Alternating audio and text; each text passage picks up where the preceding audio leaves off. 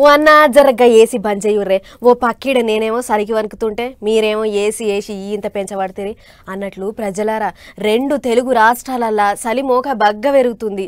చలికి ఒక్క మనుషులే కాదు మూగ జీవాలు కూడా గజగజ వణుకుతున్నాయని గీ ఉపాయం చేసిరట జూ పార్క్ అధికారులు. పాండ్రిగ్గా ముచ్చటేందో చూద్దాం. చలికి ఒక్క మనుషులే కాదు లో పులులు కూడా గజ్జన వణుకుతున్నాయి. అందుకే హైదరాబాద్ జూ పార్క్ అధికారులు ఇగం చలికించి తట్టుకునే తానికి తీరు ఇకమతులు చేస్తుర్రు మూగ జీవాలకు. పులుల కాడ్నుంచి పిట్టల దాకా ఏ జీవరాశి కూడా చలికి వణుకొద్దు అని హీటర్లు, గన్నీ రోల్స్, చల్లగాలి తగలకుండా పడదాలు ఇంకా అవోటి ఇవోటి ఉపాయం చేస్తుర్రు.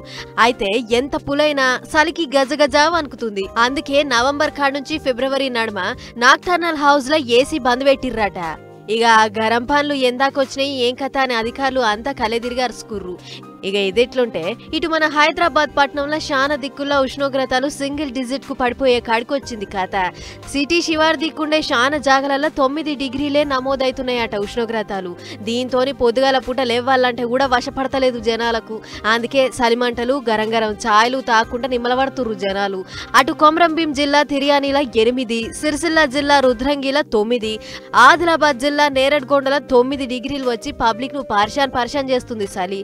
తెలంగాణలో ఇట్లుంటే అటు ఏపీలో కూడా ఏం తక్కలేదు. అరకు, పాడేరు, లంబసింగియే కాకుండా మన్యం, శ్రీకాకుళం, సత్యసాయి, నంద్యాల, కర్నూలు, చిత్తూరు జిల్లాలల్లా ఇప్పుడిప్పుడే జోరందుకుంటున్నదట చలి. అందుకే చిన్నోళ్ళు పెద్దోళ్ళు అనే తేడా లేకుండా మఫ్లర్లు, గరం కోట్లు, షెద్దర్లు, బిద్దర్లు కొనే బిజీలున్నారు జనాలు.